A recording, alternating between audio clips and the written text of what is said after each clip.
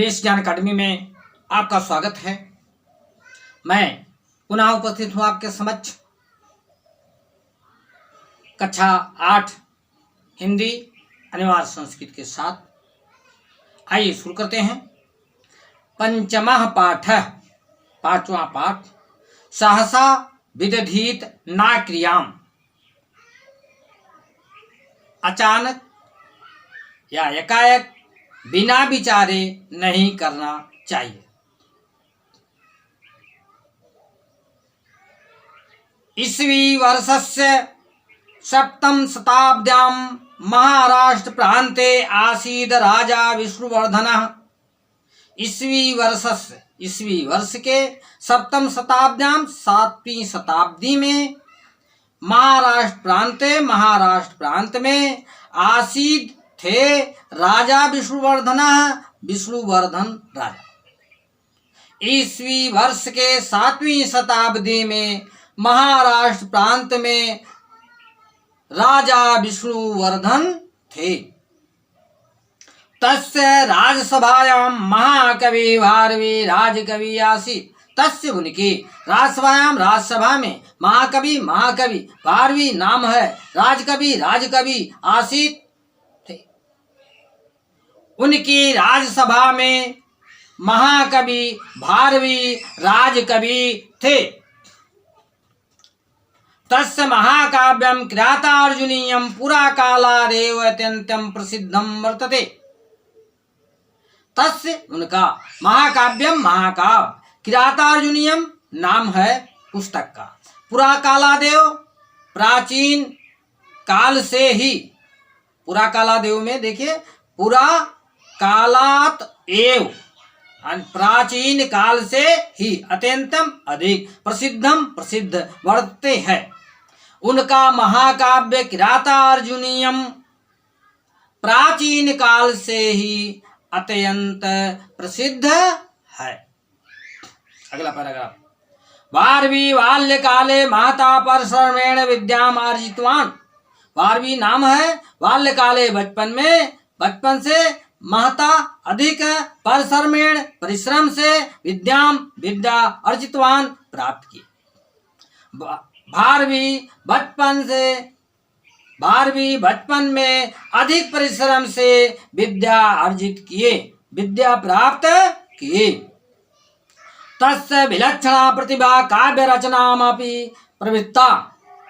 तस्य उनका विलक्षणा अद्भुत प्रतिभा काव्य रचनायाम धन अपि, काव्य रचना में भी प्रवृत्त हुई। उनकी विलक्षण प्रतिभा काव्य रचना में भी प्रवृत्त हुई अर्थात लगी। स सर्वदा विद्वत्सभासु सोत्साहम् उपातिष्ठत्। वह सर्वदा हमेशा विद्वानों की सभाओं में सोत्साहम् उत्साह के साथ उपस्थित होते थे। वे हमेशा विद्वानों की सभाओं में उत्साह के साथ उपस्थित होते थे। तत्र पंडितैः सह अनेकवारं चातुर्य शास्त्रार्थम् अकरोत्। तत्र वहाँ पंडितों के साथ अनेक बार बहुत बार चतुरता के साथ शास्त्रार्थ अकरोत् करते थे। वहाँ पंडितों के साथ अनेक बार चतुरता के साथ शास्त्रार्थ करते थे। सह काव्य सम्मेलनेषु निरंतरं काव्यम आश्रावयत्। वह कवि सम्मेलनों में निरंतरम लगातार काव्य आश्रावयत् सुनाते थे। वह कवि सम्मेलनों में निरंतर काव्य सुनाते थे, यानी कविता सुनाते थे। श्रोतारः तस्य रम्यं काव्यं श्रुत्वा भृंसः प्रशंसन्त्यास्मि। श्रोतागण तस्य उनके रम्यम सुंदर काव्य को श्रुत्वा सुनकर भृंसः अधिक प्रशंसा करते अस्म थे। श्रोतागण उनके सुंदर काव्य को सुनकर अधिक प्रशंसा करते थे, बहुत प्रशंसा करते थे। इत्थं काव्य कलायां तस्य कीर्ति लता अल्पेनैव कालेन चतुर्दिश प्रासादत्। प्रासारत इत्यम, इस प्रकार काव्य कलायाम, काव्य कला की तस्य उनकी कीर्तिलता यश अल्पनेव अल्पेन धनेव कम समय में ही कालेन समय में चतुर्दिशा चारों दिशाओं में प्रसारत फैल गई। इस प्रकार काव्य कला की उनकी यश, उनका कीर्ति कम समय में ही चारों दिशाओं में फैल गई। अगला पैराग्राफ देखिए। वार्वे पिता पुत्रस्य काव्यस्य मनसि अत्यन्तं प्रसन्ना सन्तुष्टा चासीत्। वार्वे, वार्वी की पिता पुत्रस्य, पुत्र के काव्यस्य, काव्यस्य से मनसि, मन में अत्यंतम अधिक प्रसन्ना, प्रसन्न संतुष्टा चासीत, संतुष्टः धन आसीत,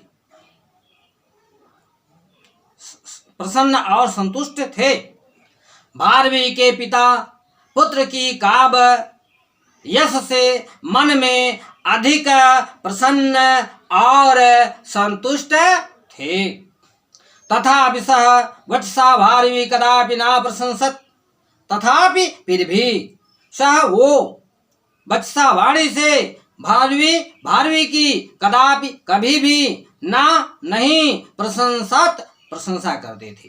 फिर भी वे भारवी की वाणी से कभी भी प्रशंसा नहीं करते थे।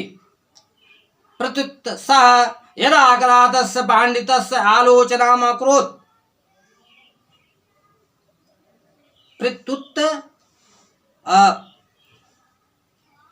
बल्कि सह वे यदा कदा जब कभी कभी तस्य उनके पांडितस्य पांडित्य की आलोचना अकरोत करते थे, परंतु वह कभी कभी उनके पांडित्य की आलोचना करते थे।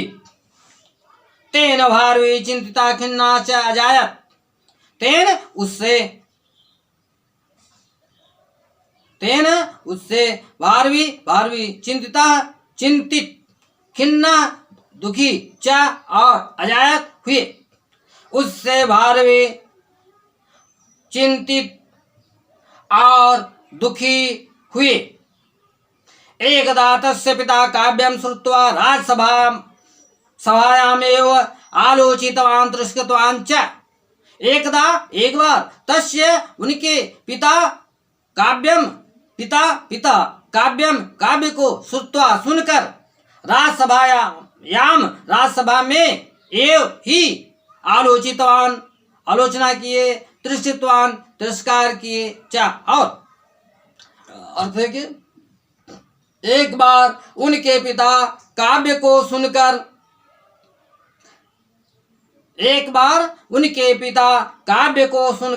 राजसभा में ही आलोचना और तिरस्कार किए, यानी उनके काव्य की आलोचना भी किए और तिरस्कार भी किया।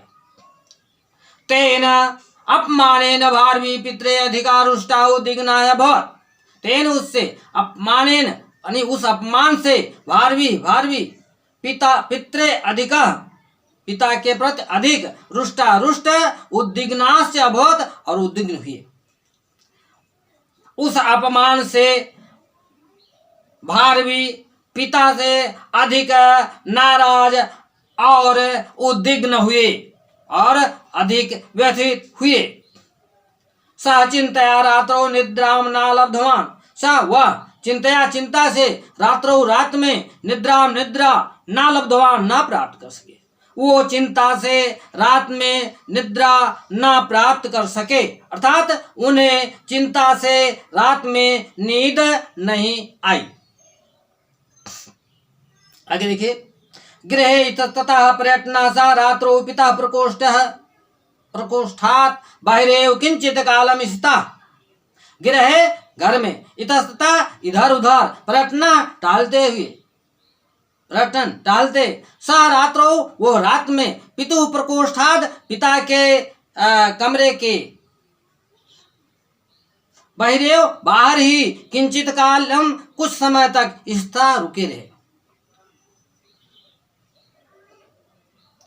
अर्थ है कि घर में इधर उधर टहलते हुए वह रात में पिता के कमरे के बाहर ही कुछ काल तक रुके रहे।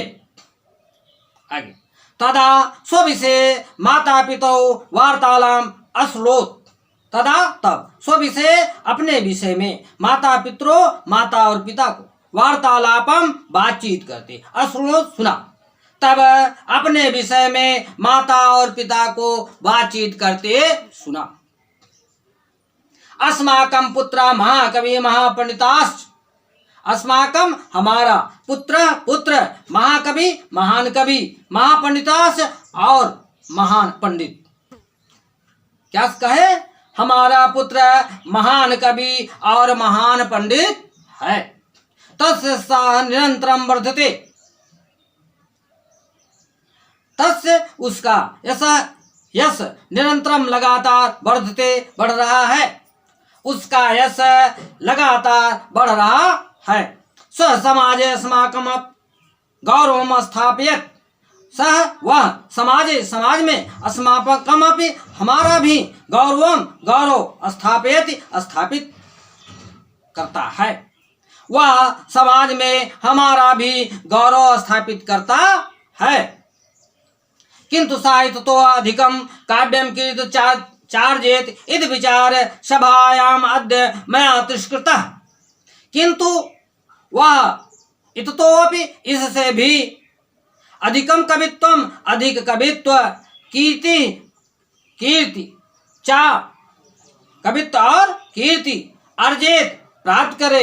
इति विचार ऐसा विचार करके सभा में अद्य आज मैंने तिरस्कार किया। इति ऐसा। किंतु इससे भी अधिक कवित्व और कीर्ति प्राप्त करे ऐसा विचार करके सभा में आज मैंने तिरस्कार किया। एवं श्रुत्वा भारवी तत् प्रनिवृत्ता। एवं इस प्रकार श्रुत्वा सुनकर भारवी तथा वहां से प्रतिनिवृत्ता लौट आया। ऐसा सुनकर भारवी वहां से लौट गए। पितरम प्रति मिथ्यारोषात् तस्यांतःकरणे महाति ग्लानि उत्पन्ना। पितरम प्रति पिता के प्रति मिथ्यारोषात् झूठा रोष तस्य अंतःकरणे उसके अंतःकरण में महती ग्लानि अधिक दुख उत्पन्न हुआ। पिता के प्रति झूठा रोष उसके अंतःकरण में अधिक ग्लानि उत्पन्न हुई। स रात्रौ पश्चातापं कुर्वन् एतत् पद्यं प्रणीतवान्। वह रात्र में पश्चाताप करते हुए यह पद की रचना किया। वह रात में पश्चाताप कुर्वन् किया। एतत् यह पद्य प्रणीतवान रचना किया। वह रात में पश्चाताप किया। यह पश्चाताप करते हुए यह पद्य की रचना किया। क्या पद्य की रचना की? सहसा विदधीत ना क्रियाम अविवेक परमाम पदम वृणयतु ही विमिष्कारिणम गुणलोब्धा स्वमयम संपदः। सहसा अचानक विदधीत विचारे ना क्रियाम नहीं करना चाहिए। अविवेका विवेक परमा पदाम परम आपदाम पदम पद घर विड़ेतु वर्ण करती है ही निश्चय ही विमिष्कारिणाम विवेकी पुरुष को गुण लोब्धा गुणों की लोभी स्वमेव खुद ही संपदा संपत्ति। अर्थ देखिए। सहसा विदित ना क्रियाम एकाएक बिना विचारे नहीं करना चाहिए क्योंकि अविवेक बड़ी विपत्ति का घर है। परम आपदाम क्योंकि अविवेक बड़ी विपत्ति का घर है। आगे देखिए, गुण लोभधा संपदा, गुणों की लोभी संपत्ति, गुण लुब्धा संपदा, गुणों की लोभी संपत्ति स्वमेव विड़ोत, खुद ही विवेकी पुरुष को वरण कर लेती है। फिर से अर्थ देखिए, अचानक बिना विचारे नहीं करना चाहिए, क्योंकि अविवेक अधिक आपदाओं का घर होता है। गुणों की लोभी संपत्ति खुद ही विवेकी पुरुष को वर्ण कर लेती है। कैसा लगा आपको? अच्छा लगा हो तो आप लाइक करेंगे, शेयर करेंगे और सब्सक्राइब करेंगे। धन्यवाद।